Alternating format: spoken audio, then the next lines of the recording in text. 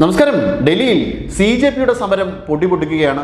രാഹുൽ ഗാന്ധി രാജ്യത്തിൻ്റെ ഭാവി പ്രധാനമന്ത്രി എത്തിയിട്ടുണ്ട്. അദ്ദേഹത്തിൻ്റെ കൂടെ ചില കോൺഗ്രസ് നേതാക്കന്മാരുണ്ട്. അതോടൊപ്പം തന്നെ ആസാദി മുദ്രാവാക്യക്കാരൊക്കെ കഴിഞ്ഞ ദിവസങ്ങളിൽ പൂന്ത് വിളയാടുകയായിരുന്നു. അവർക്കൊപ്പം ഇതാ രാജ്യത്തിൻ്റെ പൊതുവായ വിഷയങ്ങളെക്കുറിച്ച് പ്രത്യേകിച്ചൊരു ധാരണയുമില്ലാത്ത പല ബ്ലോഗർമാരും എത്തിയിട്ടുണ്ട്. അവർ പല തെറ്റിദ്ധാരണ ജനിപ്പിക്കുന്ന കാര്യങ്ങൾ പോലും പറഞ്ഞിട്ടുണ്ട്. അത് മറ്റൊരു വശത്തുകൂടെ നടക്കുന്നു. ഇങ്ങനെ പല രീതിയിലാണ് CJP അവരുടെ പ്രക്ഷോഭം മുന്നോട്ട് കൊണ്ടുപോയിക്കൊണ്ടേയിരിക്കുന്നത്. ഇപ്പോൾ രാഹുൽ ഗാന്ധി വരുന്നത് വരെ അത് വലിയ രീതിയിലുള്ള പ്രക്ഷോഭമൊന്നും ആയി മാറിയിട്ടുണ്ടായിരുന്നില്ല. പക്ഷേ രാഹുൽ ഗാന്ധിയുടെ വരവിന് മുന്നോടിയായി ആ പ്രക്ഷോഭം അതിൻ്റെ യഥാർത്ഥ രൂപത്തിലേക്ക് കടന്നു എന്ന രീതിയിലാണ് നമുക്ക് അറിയാൻ കഴിഞ്ഞത്. കഴിഞ്ഞ ദിവസം ആ രീതിയിലാണ് പ്രക്ഷോഭം വളർന്ന് പന്തലിച്ചത്. പാർലമെൻറ്റ് പോലുള്ള അതീവ സുരക്ഷാ മേഖലയിലേക്ക് മാർച്ച് നടത്താനുള്ള അവകാശം ഒരു സംഘടനയ്ക്കുമില്ല.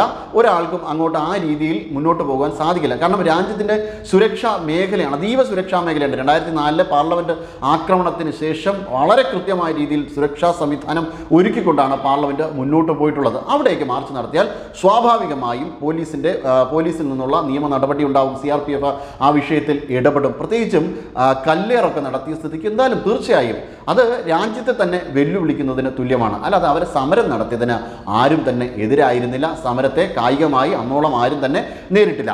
എന്തായിരുന്നു ഇവരുന്നയിച്ച ഏറ്റവും പ്രധാനം? അത് പൊടുന്നനെ ഈ സമരം ഒരു ബീഭത്സ രൂപം കൈക്കൊള്ളുവാനുള്ള ഒരു പ്രധാനപ്പെട്ട കാരണം അവർ പറയുന്നത് അവരുടെ നേതാവായ സോനം വാങ്ചുക്കിനെ അറസ്റ്റ് ചെയ്തു കൊണ്ടുപോയി എന്നതാണ്.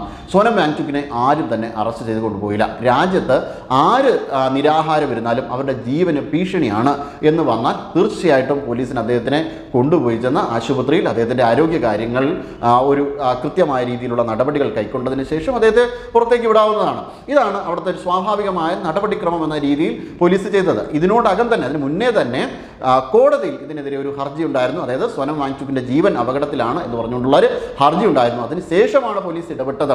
എന്നാൽ ആശുപത്രിയിൽ കൊണ്ടുപോയതിനു ശേഷം വീണ്ടും അദ്ദേഹത്തിൻ്റെ ഭാര്യ കോടതിയെ സമീപിച്ചിരുന്നു. പക്ഷേ കോടതി തന്നെ പറഞ്ഞത് അദ്ദേഹത്തെ ആരും തന്നെ അറസ്റ്റ് ചെയ്തിട്ടില്ല. അദ്ദേഹത്തിൻ്റെ ജീവൻ സംരക്ഷിക്കാൻ ഇതേ ഉള്ളൂ മാർഗം, മറ്റു മാർഗങ്ങളില്ല എന്നാണ്. അപ്പോൾ രാജ്യത്തിൻ്റെ നീതിന്യായ വ്യവസ്ഥിതിക്ക് തന്നെ ഇതിൽ പോലീസിൻ്റെ ഭാഗത്താണ് ന്യായം എന്ന് ബോധ്യപ്പെട്ടതിനെ തുടർന്നായിരിക്കുമല്ലോ അത്തരത്തിലൊരു അഭിപ്രായ പ്രകടനം പോലീസിൻ്റെ ഭാഗത്തുനിന്നുണ്ടായത്. എന്നാൽ ഇത് കൈക്കൊള്ളുവാനോ ഇത് മനസ്സിലാക്കുവാനോ തയ്യാറാകാതെ രാജ്യത്തിൻ്റെ ഭരണകൂടത്തിനെതിരെയും രാജ്യത്തിനെതിരെയും നീങ്ങുകയാണ് ഇത്തരത്തിലുള്ള ആൾക്കാർ. ഈ ആസാദി മുദ്രാവാക്യക്കാർ തന്നെ രാജ്യത്തെ ശിഥിലീകരിക്കുക. ഒരു ആശാൻ ഇതിനിടയിൽ, അതായത് ഈ സമരത്തിനിടയിൽ തന്നെ പറഞ്ഞത് പാർലമെന്റിനെ നശിപ്പിക്കുമെന്നതാണ്. അത് ഇന്ത്യയുടെ ജനാധിപത്യത്തിന് നേരെയുള്ള വലിയ വെല്ലുവിളിയാണ്. ഒരു കാരണവശാലും അങ്ങനെ പറയുന്നതിൻ്റെ ഉദ്ദേശം എന്താണ്? അപ്പോൾ ഉദ്ദേശം എന്ന് പറയുന്നത് CJPയുടെ ഉദ്ദേശം എന്ന് പറഞ്ഞാൽ കേവലം രാഷ്ട്രീയമായ ലക്ഷ്യത്തിനപ്പുറം രാജ്യത്തിനെ തന്നെ തകർക്കുന്ന വിധ്വംസക സംഘടനയാണ് ഇതെന്നാണോ മനസ്സിലാക്കേണ്ടത്? എന്തായാലും ഇതിൽ അവർക്ക് രാഷ്ട്രീയമായ ഉദ്ദേശ ലക്ഷ്യങ്ങളുണ്ട് എന്ന് ബോധ്യപ്പെട്ടിട്ടുണ്ട്.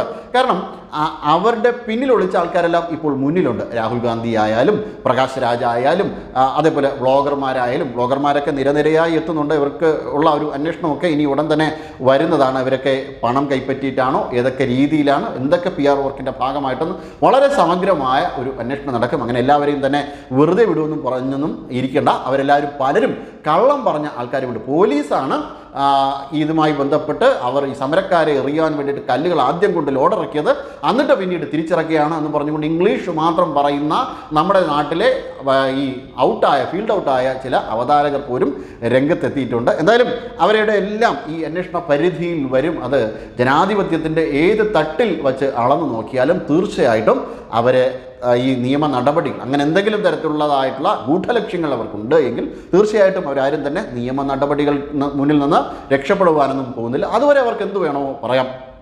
എന്തായാലും അവരുടെ ഈ സമരം രാഹുൽ ഗാന്ധി വരുന്നതിന് മുന്നോടിയാണ് എന്നതാണ് നിരീക്ഷകരടക്കം പല ആൾക്കാരും പറയുന്നത്. എന്തായാലും ഇതിനെക്കുറിച്ചുള്ള സത്യാവസ്ഥകൾ ഇനി വരാനിരിക്കുന്നതേ ഉള്ളൂ. തീർച്ചയായിട്ടും അത് പ്രേക്ഷകർക്ക് മുന്നിൽ എത്തിക്കുന്നതായിരിക്കും.